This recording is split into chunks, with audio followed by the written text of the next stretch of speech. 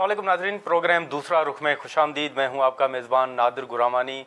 इस वक्त निगरान हुकूमत के हवाले से जो मुशावरती अमल है वो भी जारी है और कई अहम मामला आते हैं। हुकूमत पर तनकीद भी की जा रही है कि वो निगरान हुकूमत के इख्तियारात का जो मामला है उस हवाले से भी ये सवालात उठाए जा रहे हैं कि आखिर हुकूमत जो निगरान हुकूमत है उसका मैंडेट तो वाज़ेह है, लेकिन हुकूमत उस हुकूमत के इख्तियारात में इजाफा आखिर क्यों चाहती है। फिर ये भी बातें चल रही हैं कि असम्बली तहलील होगी या फिर मुद्दत पूरी होगी, नवंबर में इंतखाबात होंगे या फिर एक साल इल्तवा का शिकार हो सकते हैं इंतखाबात। इस तमाम मामलात और जो चीज़ें इस वक्त पार्लिमान के अंदर और बाहर जो सवालात उठाए जा रहे हैं उस पर हम बात करेंगे। हमारे साथ मौजूद हैं कौमी असम्बली में अपोजिशन लीडर राजा रियाज साहब। सर, बहुत शुक्रिया, आपने टाइम निकाला। जी, बहुत मेहरबानी। इस वक्त हर एक की ज़बान पे तो यही सवाल है कि निगरान वज़ीर आज़म कौन आ रहा है। अब आप अपोजिशन लीडर हैं कौमी असम्बली में, आप बताएं कि कौन निगरान वज़ीर आज़म आ रहा है। देखिए, इसमें हुकूमत अपने अतादियों के साथ मुशावरत कर रही है और वो अपने तमाम अतादियों से मुशावरत कर रहे हैं। और इसी तरह आज हमने भी जो अपोजिशन के मेंबरान हैं उनकी एक मीटिंग की है, उसमें मुशावरत की है। और दूसरी मीटिंग हमने मुहर्रम के बाद जब आएंगे तो उसमें हम इंशाल्लाह दूसरी मीटिंग करेंगे। और उसके बाद जब हमारी मुशावरत मुकम्मल होगी और हुकूमत की मुशावरत मुकम्मल होगी तो उसके बाद मेरी 3 नाम मैंने देने हैं और 3 नाम मियाँ शहबाज शरीफ साहब ने, वज़ीर आज़म ने देने हैं। तो अगर अब उन 6 नाम टोटल हो जाएंगे तो फिर उनमें से किसी एक नाम पे अगर आप मुत्तफ़िक हो गए तो वो वज़ीर आज़म होंगे। अगर हमारा आपस में हम मुत्तफ़िक ना हुए और इख्तलाफ हुआ कि मैं उनके नामों पे ना मानूं और वो मेरे नामों पे ना माने तो फिर ये मसला इलेक्शन कमीशन ऑफ पाकिस्तान के पास जाएगा। लेकिन वो भी इन 6 नामों में ही किसी एक को कर सकेंगे और किसी को वो नहीं कर सकेंगे। तो राजा साहब, आपको लगता है कि नौबत ऐसी आएगी कि मामला पार्लियामेंट्री कमेटी में जाए या फिर इलेक्शन कमीशन में जाए, या आपको लगता है कि नहीं, मुशावरत के साथ आप वज़ीर आज़म साहब के साथ ये हल कर लेंगे? पहले तो वज़ीर आज़म साहब ने चेयरमैन नैब के लिए जो मैंने नाम दिया था, वज़ीर आज़म साहब ने उस पर इत्तफाक किया था और मेरा दिया हुआ नाम ही चेयरमैन नैब लगे थे। अब भी उम्मीद बड़ी है मेरी और मियाँ शहबाज शरीफ साहब की। पंजाब में भी हमने इकट्ठा काम किया हुआ है, हमारी एक अच्छी अंडरस्टैंडिंग है। वो वज़ीर आला थे और मैं सीनियर मिनिस्टर था। फिर हमारे इख्तलाफ हुए और फिर वो वज़ीर आला थे तो पंजाब में मैं अपोजिशन लीडर था और इधर भी तकरीबन 1.5 साल से मैं अपोजिशन लीडर हूँ। और मेरी बहुत अच्छी वर्किंग रिलेशनशिप है मियाँ शहबाज शरीफ साहब के साथ और वो मेरे साथ बड़ा हर इशू पे तावन भी करते हैं। तो मुझे पूरी उम्मीद है कि इंशाअल्लाह ताला मेरी और मियाँ शहबाज शरीफ साहब की मुशावरत हो जाएगी और हम किसी एक नाम पे मुत्तफ़िक हो जाएंगे। लेकिन सर, ये भी तो हो सकता है कि अगर मियाँ साहब आपको कहें कि आपने पहले नाम दिया था तो मैंने मान लिया, अब मेरा नाम आप मान लें।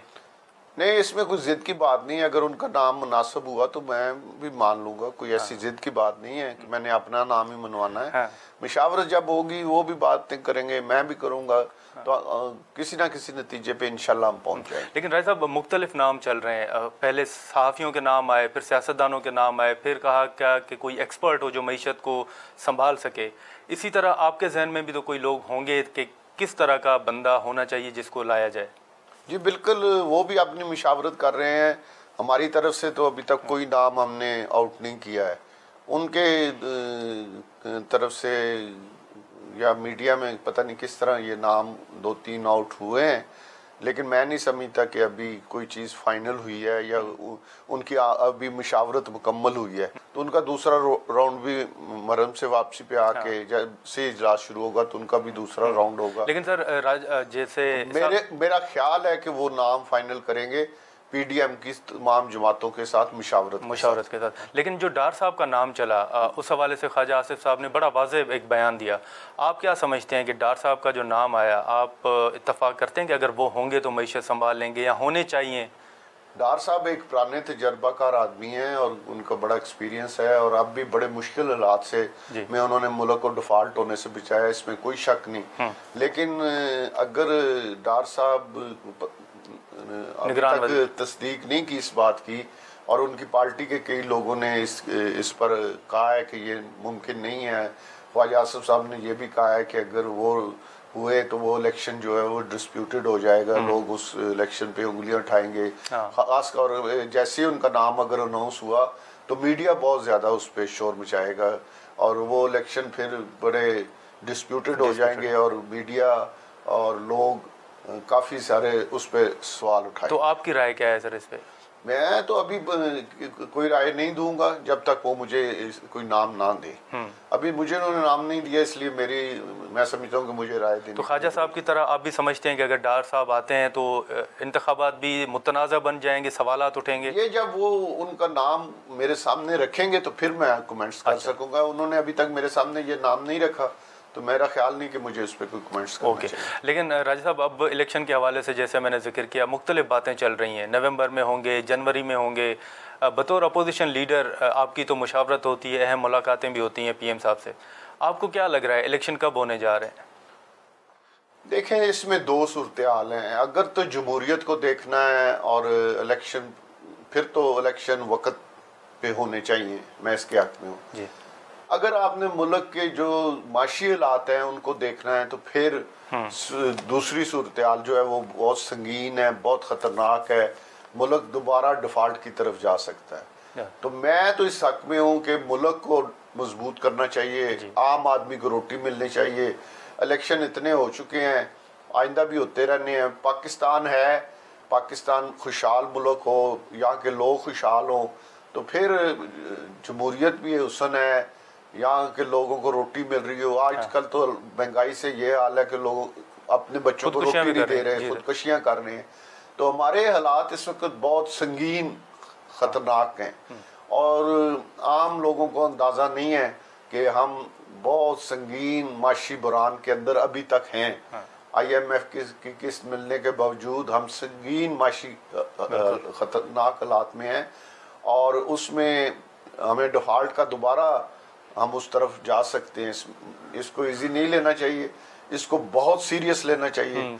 और इस को सामने रखते हुए जो लोग इस वक्त इस पोजीशन में है कि वो फैसले कर सकें, मुल्क के माशी हालात को हर सूरत सामने रखना चाहिए। तो आपकी ये ज़ाती राय है कि जो हालात हैं उनको मद्देनज़र रखते हुए इंतखाबात इल्तवा हो जाए? तो नहीं, ये दो मेरी राय नहीं है, ये दो पोजीशनें हैं। मैंने दोनों आपको बता दिया। एक पोजीशन ये है कि अगर जमहूरियत को देखें, आइन को देखें, फिर तो इलेक्शन 90 के दिन में होने चाहिए। एक पोजीशन ये है। दूसरी जो मुल्क की पोजीशन है कि हम संगीन खतरात में हैं और हमारे पे माशी जो हालात हैं, जो चैलेंजेस हैं और जो मुल्क के डिफ़ॉल्ट होने के खतरात हमारे पे मंडरा रहे हैं, उनको अगर सामने रखें तो फिर मुल्क की बेहतरी के लिए फैसला करना। तो राय साहब, आप जब वज़ीर आज़म साहब से मुलाकात होगी तो आप अपनी राय से आगाह करेंगे कि सर ये सूरत हाल है तो आप कंटिन्यू करें, निगरान हुकूमत आए? मैं दोनों पोजीशनें उनके सामने रखूँगा। ठीक है। एक पोजीशन ये है कि आइन और जो जमहूरियत है उस पर अमल किया जाए। दूसरी पोजीशन है कि मुल्क को माशी तौर पे मुस्तकिम किया जाए। वो भी मेरे ख्याल इसी बारे में सोच रहे होंगे, लेकिन जब मीटिंग होगी तो फिर हम। तो सर आपकी नज़र में फिर उसका हल क्या है? अगर आप इलेक्शन की तरफ ना जाएं तो आपकी फिर तजवीज़ कोई आइन में रास्ता है कि निगरान सेटअप आगे चलता रहे? निगरान सेटअप को आगे चलाने के लिए फिर कोई रास्ता ढूंढना पड़ेगा अगर इस तरह की सोच हुई। और दूसरा ये है कि अगर इलेक्शन हो जाता है फिर उसको जल्दी करा देना चाहिए। मैं ये समझता हूँ कि 2 महीने, क्योंकि 2 महीने से भी पहले करा देना चाहिए ताकि जल्द अज जल्द मुल्क ये जो लंबा अरसा या 3 महीने का या 4 महीने का या 2 महीने का, इसमें जो निगरान वज़ीर आज़म होगा वो मुश्किल फैसले नहीं ले सकेगा। हाँ। एक सूरत हाल ये भी हो सकती है कि जल्द इलेक्शन, महीने डेढ़ में इलेक्शन कराएं, नई गवर्नमेंट आए और सारी जिम्मेवारी वो अपने कंधों पर उठा ले। लेकिन रज़ा साहब, आप क्या समझते हैं कि अगर आप मुआशी हालत ठीक करें, पहले चैलेंजेस का सामना करें, तो कितना टाइम आप समझते हैं कि निगरान हुकूमत को देना चाहिए, इलेक्शन ना करवाएं? कितना टाइम आप समझते हैं तो अगर दिया जाए मुआशी हालात ठीक हो जाएंगे? साल, 1.5 साल या 2 साल आप समझते हैं कि कम से कम होना चाहिए? ये मेरा कोई ऐसी सोच नहीं है, लेकिन अगर आप किसी आदमी को जिम्मेदारी देते हैं तो फिर कम से कम साल तो उसको जरूर टाइम देना चाहिए, क्योंकि इतना बड़े मुल्क के लिए और इतने ज्यादा मसाइल में बिल्कुल साल भी थोड़ा वक्त है, लेकिन फिर भी कम से कम 1 साल का वक्त। लेकिन सर अब जो आप देखें खैबर पख्तूनख्वा की सूरत हाल है कि खुद कुछ धमाके हो रहे हैं, सैलाब की जो सूरत हाल है, फिर आप देखेंगे मरदमशुमारी पे बड़े तहफ़्फ़ुज़ात उठ रहे हैं, आप ऐवान के अंदर भी मौजूद हैं। नहीं, मरदमशुमारी तो जैसे भी है हो चुकी है, और उसके तहत आइन के तहत ये भी है कि मरदमशुमारी के बाद नई हल्का बंदियां जरूरी हैं। हाँ। अब मरदमशुमारी हो चुकी है लेकिन नई हल्कियां बंदियां नहीं हो रही हैं और इलेक्शन आ रहे हैं, तो ये एक सवालिया निशान है। अब देखें इस पर हुकूमत क्या फैसला कर। लेकिन सर हुकूमत तो फैसला कर चुकी है कि 2017 वाली मरदमशुमारी एक उनकी ये राय है कि तो ये मरदमशुमारी कौन ना हो, पहली 2017 वाली मरदमशुमारी पे ये भी एक सोच है। लेकिन आपको कबूल है सर? नहीं, मुझे तो इस पे कोई इतराज नहीं, उस पे हो जाए, नई पे तो हो नहीं सकते क्योंकि इस पे हल्का बंदियां नहीं होती। हाँ।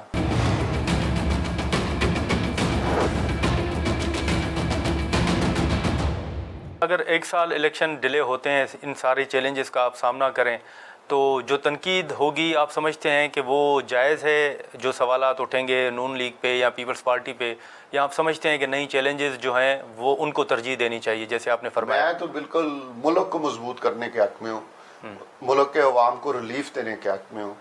मैं तो समझता हूँ कि इसको पाकिस्तान के अवाम, गरीब अवाम को अगर किसी सूरत रिलीफ मिलता है तो उसकी तनकीद से घबराना नहीं चाहिए, उसे बर्दाश्त करना चाहिए। सर जरदारी साहब ने एक बयान दिया और कहा कि इस वक्त जो निगरान वज़ीर आज़म है वो कोई सियासतदान होना चाहिए। नून लीग ने भी कहा कि मुआशी माहिर हो।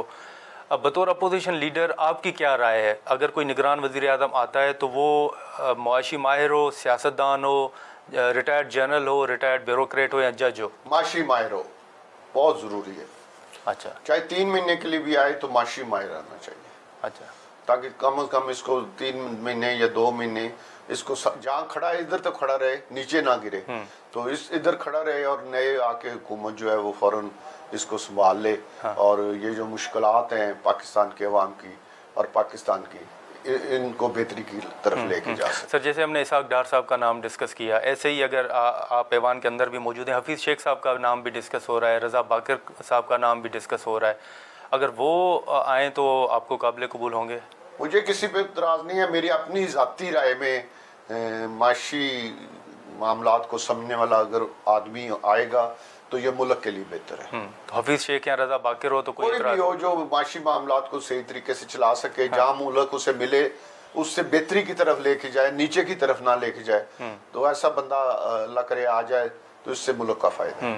सर आपके नून लीग के साथ, पीपल्स पार्टी के साथ बड़े अच्छे ताल्लुकात हैं, बाकी भी जमातें हैं। अब कहा जा रहा है कि शायद नून लीग बड़े मियाँ साहब के लिए इंतज़ार कर रही है कि वो वापस आएँ तो फिर इंतखाबात करवाए जाएँ। आपको कोई ऐसी सूरत हाल पार्लिमान के अंदर महसूस हो रही है कि वाकई नून लीग मियाँ साहब का इंतज़ार कर रही है? नहीं, ऐसी कोई बात नहीं। नून लीग जब कहेगी या मियाँ नवाज शरीफ साहब जब समझेंगे कि अब इलेक्शन आ गए, मेरा जाना ज़रूरी है, तो वो 1 मिनट के लिए नहीं रुकेंगे। पिछला एक्सपीरियंस आपके सामने है कि वो इलेक्शन में आ गए थे अपनी बेटी को साथ लेके और जेल भी चले गए थे, लेकिन इलेक्शन के दिनों में वो पाकिस्तान में थे। तो किसी सूरत मियाँ नवाज शरीफ साहब इलेक्शन में ये हो ही नहीं सकता कि वो पाकिस्तान में ना हो। लेकिन सर अब ये भी कहा जा रहा है कि जो कानून साजी 1.5 साल में हुई है उस पर बड़े सवालात उठ रहे हैं। बजट मंजूर हुआ, बिजली महंगी हुई, उसमें बतौर अपोजिशन लीडर आपने भी देखा होगा, आप पे तनकीद होती है कि आप बात नहीं कर रहे, आप पे सवालात उठाए जाते हैं। आप समझते हैं कि वाकई आप वहाँ पर बिजली का मामला हो, गैस का मामला हो या दीगर बजट का मामला था, तो आप हुकूमती फ़ैसलों से मुतमईन थे या आप समझते हैं कि नहीं? जहाँ मैं मुतमईन नहीं था मैंने उस पर बात की है। मेरी तकरीरें उठा के देख लें, मेरी बजट की तकरीर उठा के देख लें, तो जहाँ मैंने ज़रूरी समझा है कि ये चीज़ गलत हो रही है उसकी मैंने निशानदेही ज़रूर की है। लेकिन इंशाल्लाह पीर मंगल को अगले मुहर्रम के बाद बिजली के वाले से ज़रूर बात करेंगे। आप बात करेंगे। लेकिन सर ये जो आपने जिन तरामीम का जिक्र किया, आप भी समझते हैं, आप तो सीनियर सियासतदान हैं, पंजाब में आपने बड़ा अहम किरदार अदा किया, पीपल्स पार्टी के दौर में भी, आप समझते हैं कि निगरान हुकूमत के इख्तियारात में इजाफा होना चाहिए? नहीं, जो इसमें काफ़ी ज़्यादा इस पर मीटिंग्स हुई हैं, इस पर काम हुआ है और वहाँ पे मैं तो उसमें मौजूद नहीं था, लेकिन जो लोग मौजूद थे उनसे मेरी बात हुई है। तो हमारी तरफ से भी एक मेंबर वहाँ मौजूद था, अफजल डांडला साहब। तो अफजल डांडला साहब ने बड़ा तफसील से मुझे बताया है कि किसी जगह कोई जो ज़रूरी चीज़ें थी वो की गई हैं, किसी को फेवर नहीं है, कोई सियासी इशू नहीं है। जो निगरान हुकूमत की ज़रूरतें थी उनको फुलफिल किया नहीं, लेकिन सर निगरान हुकूमत का मैंडेट तो बड़ा वाज़ेह है कि वो आएंगे, इलेक्शन करवाएंगे, डे टू डे अफेयर उस दौरान चलाएंगे। में उन्हें जो कुछ ज़रूरतें चीज़ें होती हैं जो जिन पे उन्हें इक़दाम उठाने हों और उनके पास इख्तियारात नहीं थे, वो चीज़ें उनको दी गई हैं। अच्छा। उसमें कोई हर्ज नहीं है, कोई किसी किस्म का कोई तमाम देखे ना, जिसमें पीटीआई मुतफिक हो गई है, जिसमें बिल्कुल, तो अगर पीटीआई तो सख्त मुखालफ है हुकूमत के। बाहर के लोगों की हमने बात की, लेकिन पार्लियामान के अंदर जीडीए आपके साथ बैठी है, वो भी आपके ऊपर कहते हैं, सायरा बानू साहिबा कह रही हैं कि आपने कभी अपोजिशन लीडर का किरदार अदा नहीं किया। आप समझते हैं कि जीडीए क्यों आपसे नाला है? जीडीए वाले खुद अपोजिशन लीडर बनना चाहते थे। अब तो जीडीए वाले जो असेंबली के अंदर है उनमें से गौस शाह साहब जो लीडर अपोजिशन के कैंडिडेट थे वो पीपल्स पार्टी में चले गए हैं। हाँ। तो उनका तो जीडीए अब खत्म हो गई है। जीडीए के लिए असेंबली के अंदर लीडर वही थे। हाँ। तो वो तो पीपल्स पार्टी में चली गई, तो अब जीडीए कहाँ खड़ी है? तो आप बाकियों को भी टूटते हुए देख रहे हैं? हाँ, वो 2 मेंबर बाकी रह गए हैं, उनका भी आगे मुस्तकबिल में क्या फैसला करते हैं वक्त आने पे पता चले। लेकिन सर सबसे बड़ा सवाल तो यही है कि राजा रियाज साहब कहाँ से इलेक्शन लड़ेंगे, किस टिकट से इलेक्शन लड़ेंगे, किस पार्टी से होंगे? हमने आज हमारे मेंबरान मौजूद थे, हमने वज़ीर-ए-आज़म पे मुशावरत की है और बाकी हमने फैसला किया है कि हम मरम के बाद जब बैठेंगे तो उस वक्त असेंबली के भी आखिरी दिन होंगे, तो फिर हम इंशाल्लाह, हमारी कोशिश है, सब ने आज इसी पे जोर दिया है कि जो भी फैसला करना है, जिधर को भी जाना है, हम मुतफिका तौर पे फैसला करके जाएं। किसी भी पार्टी में जाना है तो भी मिलके जाना है। जाएं। तो हम ये कह सकते हैं कि आप एक अलग ग्रुप बनाएंगे जिसको आप लीड करेंगे? ग्रुप नहीं बनाएंगे, जिस पार्टी में जाएंगे इकट्ठे जाएंगे तो हमारी भी इज्जत होगी, उस पार्टी को भी फायदा पहुंचेगा। लेकिन सर ये जो नून लीग के तरफ कहा जा रहा था कि शायद वो आपको टिकट देंगे, तो आपके ताल्लुकात तो पीपल्स पार्टी के साथ वो बड़े अच्छे ताल्लुक हैं, लेकिन हम अपना फैसला करेंगे और अगर नून की तरफ जाएंगे तो उनसे बात करेंगे, वो टिकट देंगे इंशाल्लाह ताला। और अगर हमारा किसी और तरफ फैसला हुआ मुतफिका तौर पे तो उस पर फिर देख लें। ठीक है साहब, अब इस हुकूमत की हमने बात की, लेकिन आपने देखा कि तहरीक इंसाफ की हुकूमत के हवाले से अब बड़ी चीज़ें जो हैं वो खुल के सामने आ रही हैं। आप बड़े करीब रहे चेयरमैन पीटीआई के, आप बताएंगे कि ख़राबी कहाँ पे पैदा हुई, किस बात पे आपके इख्तिलाफात हुए? कहा गया कि आपको इशारा किया गया, आप सिंध हाउस चले गए, क्या कोई आपको कॉल्स आई थी, क्या किसका इशारा था? किसी का इशारा नहीं था। जब वज़ीर-ए-आज़म ने बुज़दार को चीफ मिनिस्टर लगाया, मेरे इख्तिलाफात उस वक्त शुरू हुए थे और रूज पे उस वक्त पहुंचे थे जब जहांगीर तरीन साहब पे मुकदमा दर्ज हुआ था। तो मैंने तो इमरान खान ने जो पाकिस्तान के साथ और सूबा पंजाब के साथ सबसे बड़ी ज्यादती की थी कि बुज़दार को यहाँ का वज़ीर आला बनाया था। किसके कहने पे बनाया था? गोगी के कहने पे बनाया था। और गोगी को बुज़दार साहब हर काम में पैसे देते थे और वो पैसे फिर इमरान खान साहब की बेगम साहब तक पहुँचते थे। अच्छा। तो खान साहब को ये कहा भी गया, मैंने भी कहा कि बुज़दार पैसे ले रहा है, और इस आप यकीन जाने कि पाकिस्तान में आज तक किसी डिप्टी कमिश्नर या डीपीओ की पोस्टिंग के पैसे नहीं लिए गए। ये इमरान खान का और बुज़दार का जो दौर था, इसमें डिप्टी कमिश्नर की सीटें भी बिकी और डीपीओ की सीटें भी बिकी। अच्छा। तो मैंने ये चीज़ें खान साहब को बताई, लेकिन अब जो इंकशाफात हुए हैं, खान साहब ने मुझे ये ज़रूर कहा था कि मैंने आईबी से चेक कराया, आप गलत कह रहे हैं, आईबी कहती है वो करप्शन नहीं कर रहा। मैंने कहा जी वो झूठ बोल रहे हैं, आईबी वाले वो करप्शन कर रहा है। तो इस पर खान साहब थोड़ा गुस्से में भी हुए। तो उसके बाद अब पता चल रहा है कि आज़म खान साहब आईबी का अपना बंदा लगाया हुआ था। और जो मर्जी की रिपोर्टें होती थी, जिस तरह खान साहब की बेगम साहिबा कहती थी, उस तरह की रिपोर्टें बना के खान साहब के सामने। तो फिर अब तो आज़म खान साहब बड़े मुखालिफ हो गए। अब तो आज़म खान साहब सारी चीज़ें बता रहे हैं ना। हाँ। इसी तरह और भी लोग थे जो खान साहब को गलत रिपोर्टें देते थे, और जिस आदमी को बेगम साहिबा प्रेफर करती थी उसको बचाने के लिए वो गलत किस्म की रिपोर्टें बना के खान साहब को देते थे, और खान साहब उन पर 100% अमल करते थे। तो शेख रशीद, फवाद चौधरी साहब का किरदार भी था। शेख रशीद का भी किरदार था, फवाद चौधरी साहब का भी किरदार था, लेकिन मेन किरदार जो था वो फरा गोगी का और खान साहब की बेगम साहिबा का। तो सर उनको भी कोई शेख रशीद साहब या फवाद चौधरी साहब भी कोई पैसे लेते थे जो वहाँ पर ट्रांसफ़र होती थी, पोस्टिंग्स होती थी? नहीं, पोस्टिंग ट्रांसफ़र के पैसे तो सारे लेते थे फरा गोगी और बुजदार और आगे वो पहुंचते थे खान साहब की बेगम साहिबा तक। अच्छा। इसी तरह ठेकों शेकों के और बड़े ज़मीनों के मामलात, कॉलोनियों के मामलात, नई कॉलोनियों की इजाज़त देने के मामलात, आपको पता है पंजाब हुकूमत कितनी बड़ी है, उसमें कितने मामलात, वो तमाम मामलात में पैसे जो थे वो बुजदार साहब के ज़रिए फरा गोगी और फरा गोगी से बेगम साहिबा तक। इजाज़त दें तो यहाँ पर एक शॉर्ट ब्रेक लेते हैं।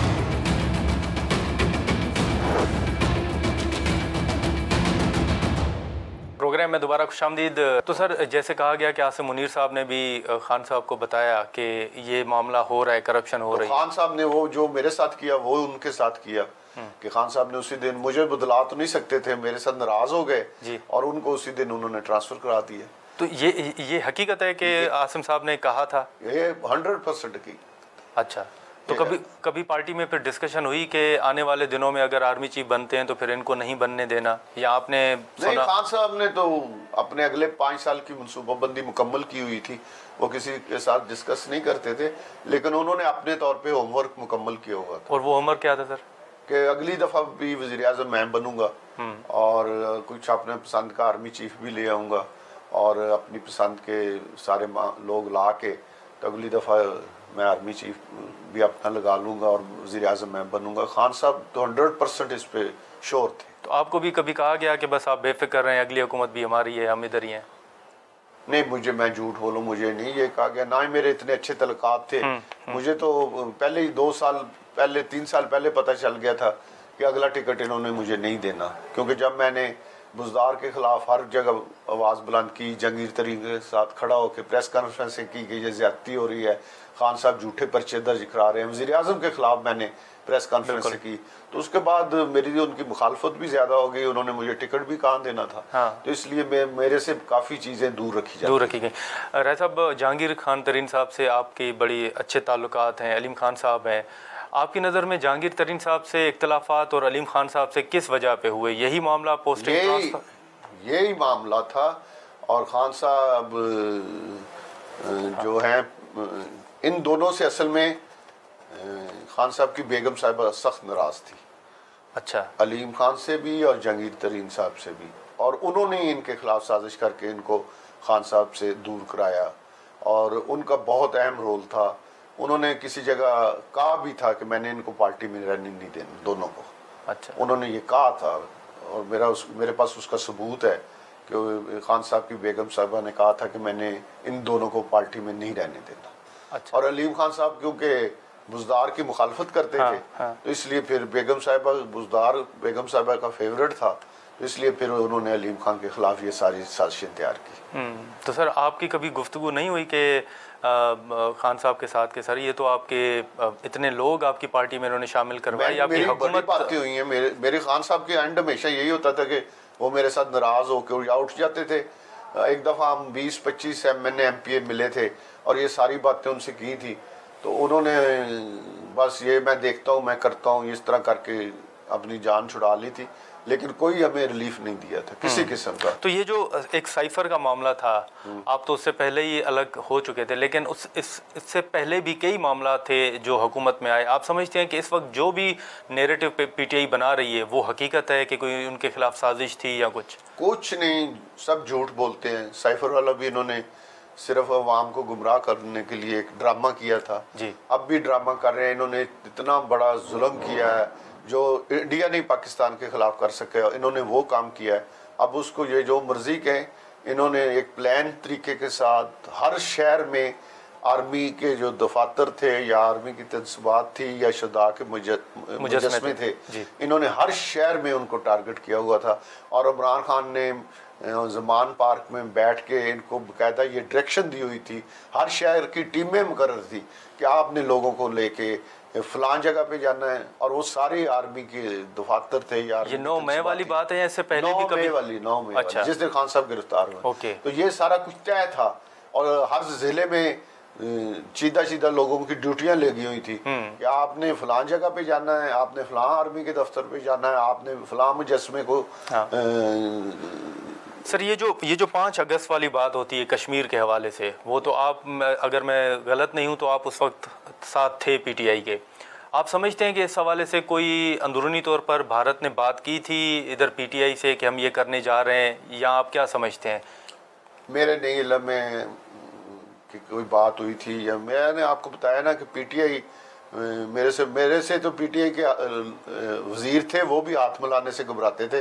अच्छा। कि कहीं खान साहब को पता ना लग जाए। अच्छा। तो मेरा पीटीआई के अंदर की मेरे पास कोई इन्फॉर्मेशन नहीं है। लेकिन सर अब आपके सामने सारी सूरत हाल के बात की जाती है कि बाजवा साहब का बड़ा किरदार था, जनरल फैज़ साहब का बड़ा किरदार था, आप पीटीआई के साथ थे, आपने देखा कि वाकई हुकूमत वो चला रहे हैं, जो वो कह रहे हैं वही कुछ हो रहा है। जनरल फैज़ और बाजवा साहब का किरदार आपने कैसे देखा?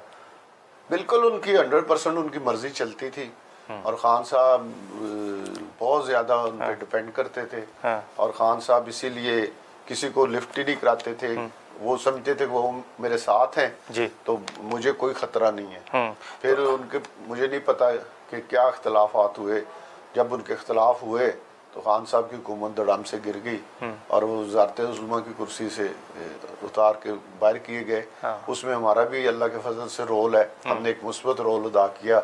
उस वक्त लोग हमें कहते थे कि आपने गलत फैसला किया, अब लोग कहते हैं कि आपने सही फैसला किया। लेकिन सर वो मुस्तफ़ा नवाज़ खोखर जो हैं वो कहते हैं कि बाजवा साहब की सपोर्ट आपको हासिल थी, पीपल्स पार्टी को हासिल थी, नून लीग को हासिल थी।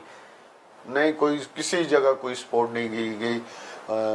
मैंने नहीं देखी, कम अज़ कम मुझे किसी ने नहीं कहा। मैं ये आपको हल्फन कह रहा हूँ। अच्छा। कि आप इमरान खान को छोड़ के इस तरफ जाएं या अदम एतमाद का हिस्सा बने। मुझे किसी ने नहीं कहा, मैंने खुद फैसला किया। जब मुझे कहा गया कि आप इमरान खान के सामने खुल के सामने आएंगे, डरेंगे तो नहीं, मैं क्या बिल्कुल सामने खड़े होंगे वज़ीर आज़म के सामने और डट के उसका मुकाबला। ये किसने कहा सर? मुझे जिनके साथ मेरी मुशावरत हो रही थी, सियासी लोग थे। अच्छा, सियासी। उन्होंने कहा कि मेहरबानी करें आप इसमें हमारा साथ दें। तो मैंने फिर अपने दोस्तों से मशवरा किया, तो हमने उन्हें मीटिंग करके उनसे वादा किया कि हम आपके साथ वज़ीर आज़म के ख़िलाफ़ खड़े होंगे, आपका साथ देंगे, और बग़ैर किसी किस्म के कोई लालच के।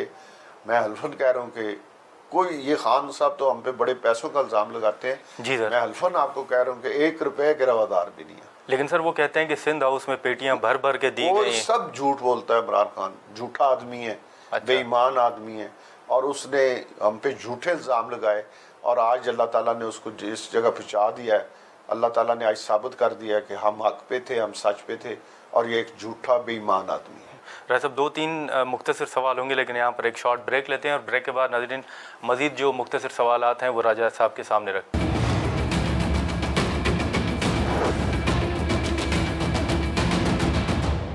प्रोग्राम में दोबारा खुशामदीद। राय साहब, इस वक्त जो मरदमशुमारी का मामला है, हमने जैसे बात की कि खैबर पख्तूनख्वा में धमाके हो रहे हैं, आपको कहीं ऐसा महसूस तो नहीं हो रहा कि इनको बुनियाद बनाकर मामलात जो हैं वो अदालतों में जाएंगे और फिर इंतखाबात ताख़ीर का शिकार होंगे? MQM जो है वो कराची के हवाले से बड़े तहफ़्फ़ुज़ात का इज़हार कर रही है, तो आप समझते हैं कि ये मामला अदालत में जाएगा, कोई ताख़ीर होगी?